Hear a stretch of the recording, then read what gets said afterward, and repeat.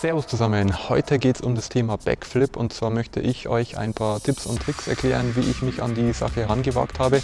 Ja, der Backflip ist eigentlich der Trick schlechthin. Eigentlich gehört er nicht unbedingt in das Repertoire eines Trial-Fahrers, aber da sich die ganzen Sachen mit Street Trial ja heutzutage ein bisschen vermischen und vor allem da ich den schon immer lernen wollte, habe ich mich vor circa 1,5 Jahre dran gewagt und mit einem Foam Pit begonnen.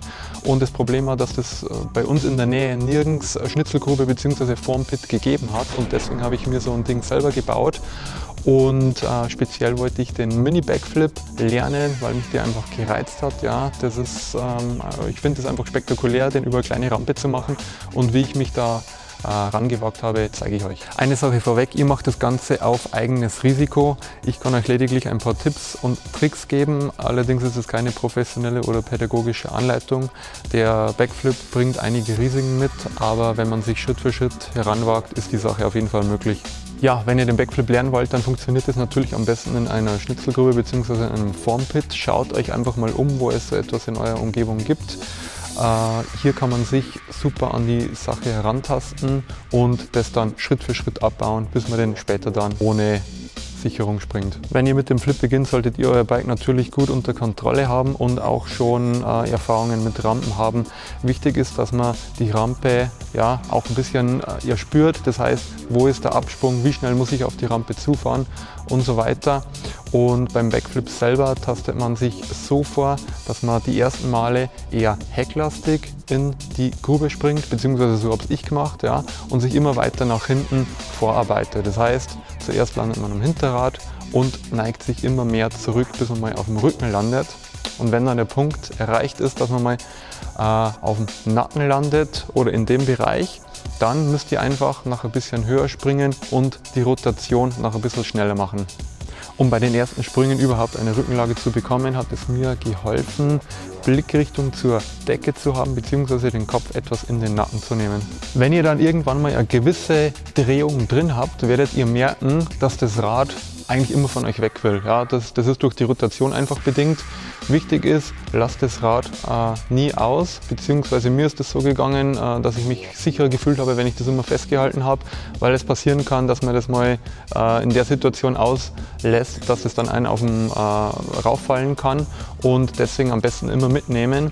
Und wenn ihr die Rotation dann mal komplett rumbringt, werdet ihr merken bei dieser schnellen Umdrehung, dass das Rad eigentlich immer, ja, dass die Fliehkräfte da schon relativ hoch sind und man schon ordentlich am Lenker ziehen muss.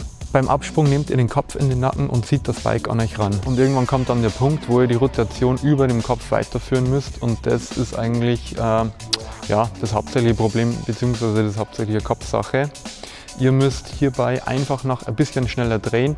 Oft, beziehungsweise mir hat es auch geholfen, noch ein bisschen schneller zu fahren. Und dann hat man noch ein bisschen mehr Airtime und kann einfach noch ein Stück weiter drehen. Je nach Anfahrtsgeschwindigkeit dreht ihr entweder kompakter oder etwas geöffnet. Das ist so, wenn ihr langsam anfahrt, habt ihr auch eine geringere Flugphase und müsst euch deswegen auf dem Bike kompakter machen, dass die Rotation schneller geht. Wenn ihr schnell anfahren solltet, dann habt ihr eine längere Flugphase und damit ihr dann nicht überdreht, müsst ihr quasi den ganzen Sprung etwas geöffneter machen.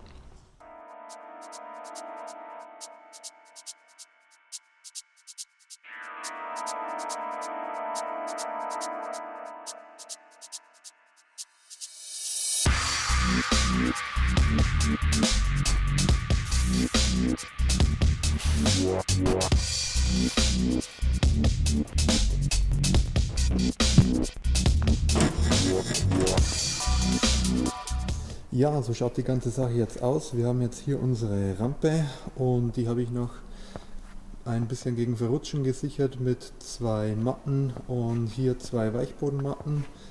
Das reicht locker von der Länge her und dann probieren wir das Ganze mal aus.